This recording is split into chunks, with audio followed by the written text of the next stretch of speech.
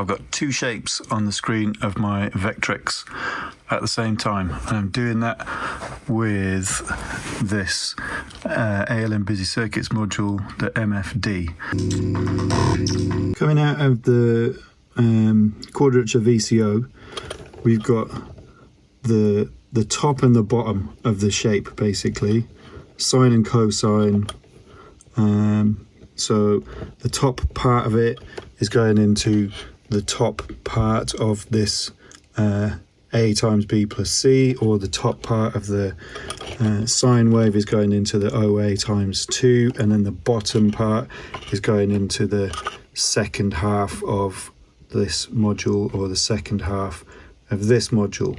And then they're coming out of these and going into either this channel or this channel on the MFD. And then we come out of the MFD from the main output straight into the back of my Vectrex, and then the brightness is controlled with my maths.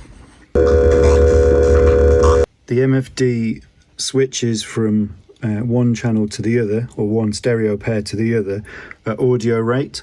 So we can send in a clock signal, an audio clock signal out of PAM over here, and that's going into the X fade. And then I'm using another channel coming out of PAM to control the on-off signal, the brightness signal to the Vectrex.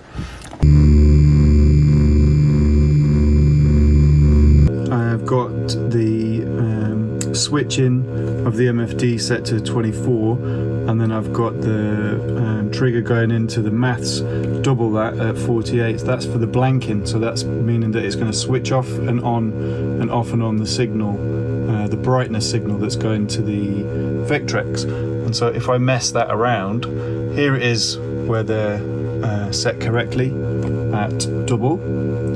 So if I change this one, just drop it down, then you can see that it's showing us things that we don't necessarily want to see. And if I slow it down even more on PAM, then you can see that it's not separating the two things out. If I turn this back up, so it's nearly there you go. That's double what the switching is. And now if I turn it up too far, this is 96, further still, then we can't really see what's going on. So we've got 24, and then if we go and look at the shape, then it's just a square. And then if we go to number 2, going to the brightness of the Vectrex via the maths, we've doubled it and we've got 48. And then the wave shape that I'm using is this clipped off one. This kind of works as well, as does that, but then when you get other sorts, then it doesn't really seem to happen in the right kind of way. Unless you want something to look like this. So this is noise going through something in the rest of my setup, and I'm modulating the size of the diamond so that it's zooming in and out, and the diamond's coming in on the A times B plus C Befaco thing. So that's how I can do that, and it's just being modulated with two sine waves coming out of Pamela. This is a similar kind of thing, different sort of shape coming out of the rest of my system there in the center, and then the way that the diamond is being modulated from PAM is that the X and the Y are a little bit out of sync, so then you get that sort of twisting diamond shape happening.